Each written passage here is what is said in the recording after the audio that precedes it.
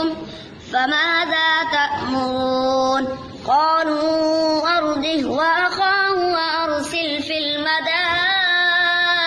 حاشرين يأتوك بكل ساحر عليم وجاء